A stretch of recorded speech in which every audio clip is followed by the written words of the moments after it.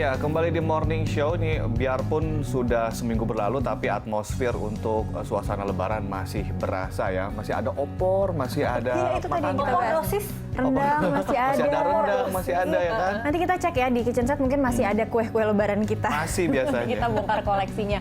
Nah ini biasanya pemirsa kalau misalnya suasana seperti ini, Lebaran tuh untuk memang maaf-maaf. membawa suasana tersendiri. Iya, suasananya beda banget. Apalagi di Indonesia kan sukanya beda nih, ada mudik ya kan, menjadi salah satu tradisi umat Muslim. Karena kalau kita tahu bahwa umat di sini ada kita tahu Indonesia ini memiliki berbagai macam agama ya, kepercayaan dan juga seperti itu. Dan ternyata memang umat yang non-muslim ternyata ikut merayakan hari raya. Ini yang terjadi di Lebaran Betawi.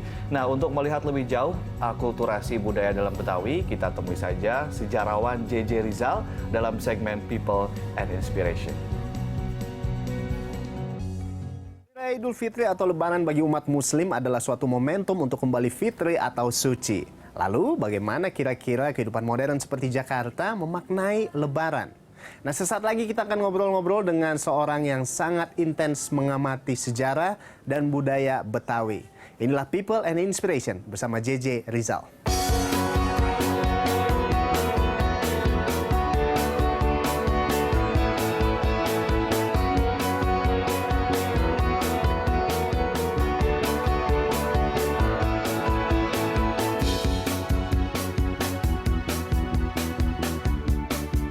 Halo Bang Rizal, apa kabar Bang? Baik. Sehat Bang? Sehat. Mantap. Alhamdulillah. Jadi kita ngobrol sekarang nih soal Lebaran, ya kan Bang ya?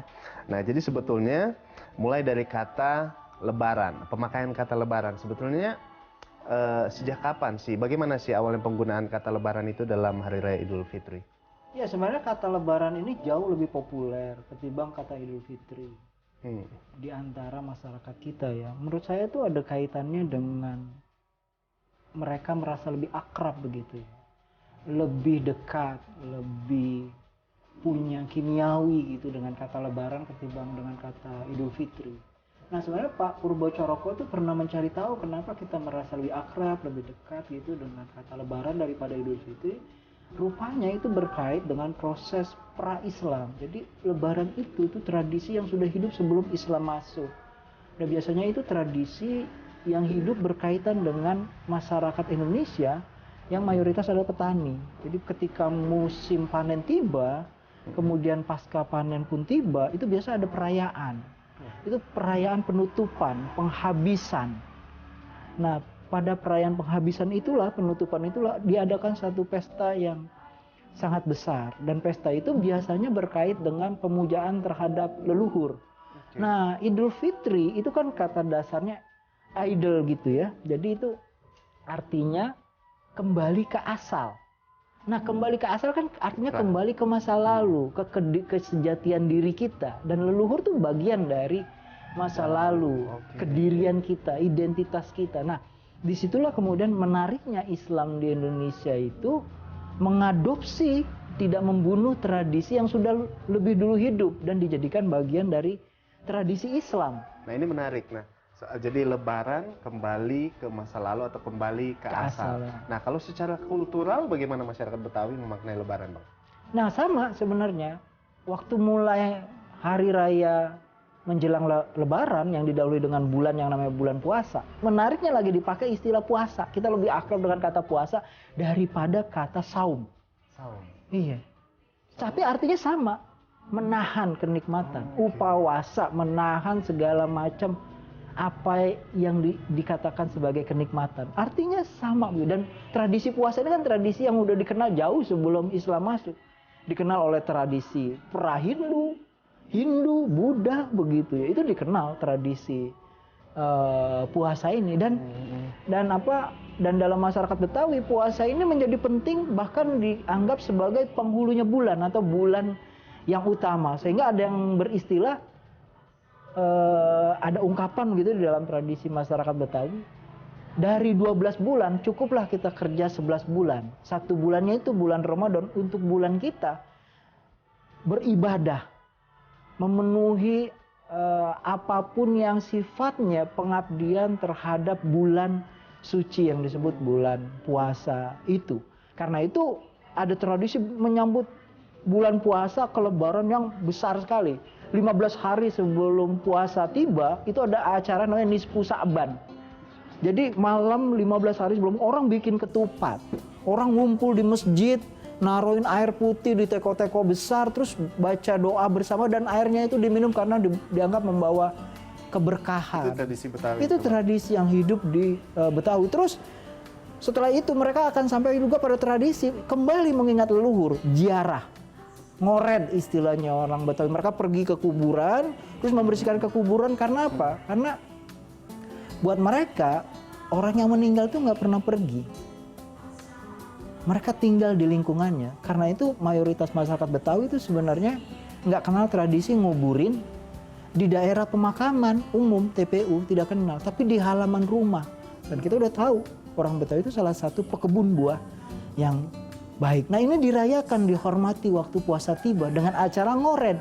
Membersihkan kuburan, menyiramkan, menyiramkan kembang dan menyapa mereka dengan doa-doa. Bahkan ada malam khusus di mana mereka akan balik, namanya malam tohong. Jadi bulan puasa ke Lebaran itu disambut dengan peristiwa yang banyak sekali, peristiwa budaya.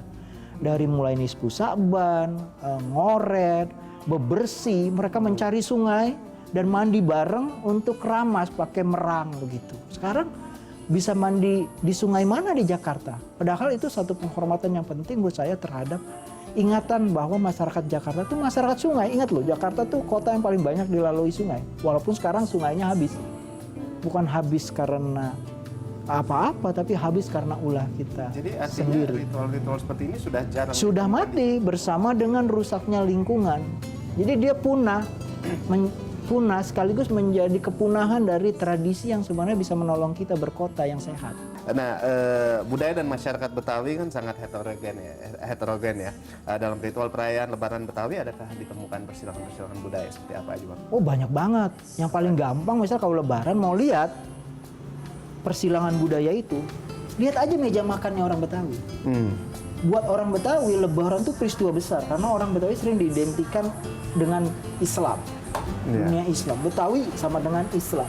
Tapi yang anehnya begitu hari Lebaran tiba, kita lihat di meja makannya nggak ada makanan Islam, nggak ada makanan Arab.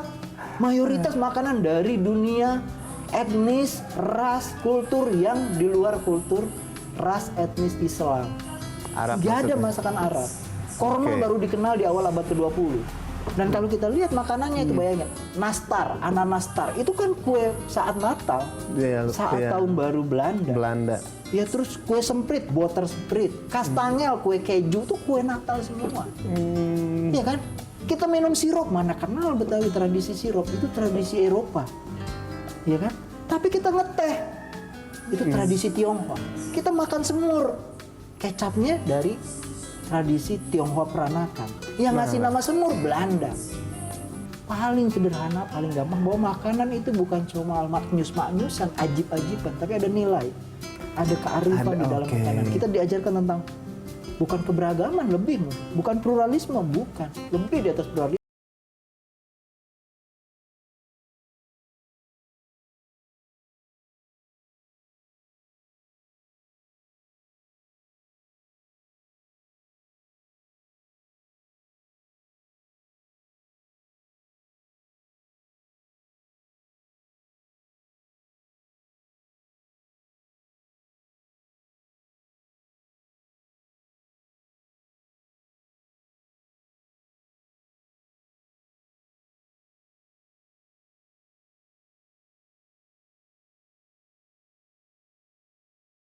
Kriteria yang disebut sebagai Islam Nusantara.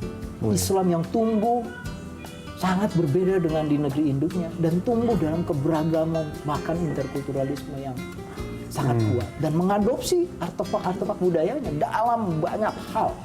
Dari makanan sampai pakaian. Baju koko yang kita pakai itu kan baju koko. Lebaran baju yang disebut baju koko, terus baju takwa itu kan baju twiking, bajunya orang Tionghoa. Wah, ini menarik nih. Kita masih akan banyak ngobrol lagi soal sejarah, soal Lebaran, tapi di segmen berikut, Bang. Oke.